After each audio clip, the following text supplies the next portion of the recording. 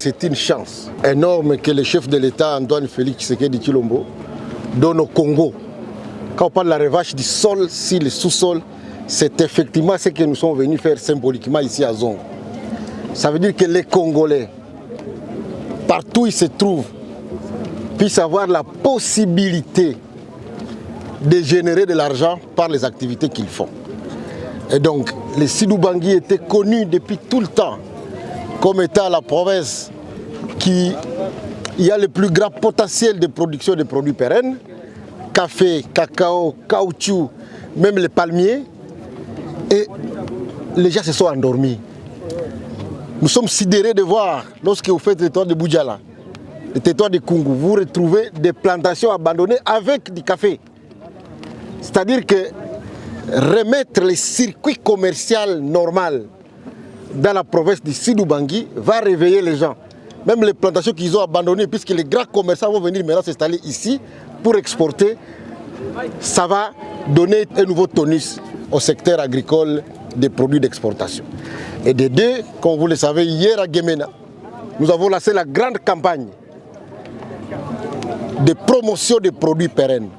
Nous installons dans chaque territoire 250 000 plantiles de pépinières communautaires, de café, de cacao et de palmiers.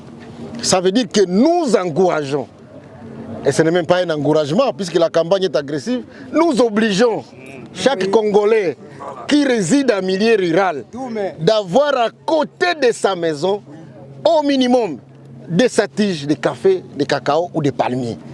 Et si nous tous nous produisons, nous allons devenir comme Beni. Comme vous le savez, Beni, c'est le premier producteur de cacao. C'est ce territoire. Hein?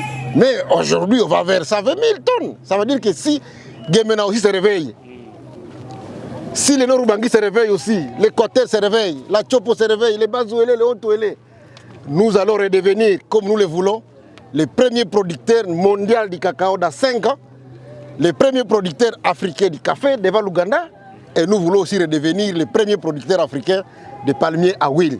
Moi, j'y crois. Puisque c'est ça qui peut nous amener le développement et la richesse.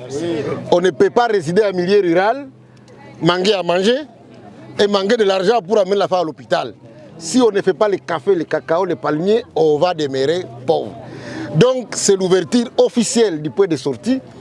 Et puisqu'ici, le gouvernement va faire un très grand projet du pont entre Zongo et Bangui, je crois que nous nous apportons maintenant la matière.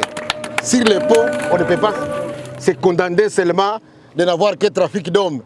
Il faut aussi avoir un trafic de matières premières. Je voudrais aussi dire à la province de Sidou-Bangui que ça c'est une chance. Il ne faut pas décourager les commerçants par les tracasseries. J'espère qu'il n'y en aura pas. Nous allons nous asseoir, voir comment redistribuer la rente fiscale ici de cette exportation. Mais s'il y a trop de tracasseries, les commerçants vont fuir. Puisque nous avons sensibilisé tous les grands commerçants qui sont à Beni pour qu'ils viennent s'installer ici et qu'ils commencent à faire une exportation normale à partir d'ici. Nous, peuple congolais, cultivons la terre, récoltons la vie. L'agriculture est notre sourire. Révolution agricole agressive.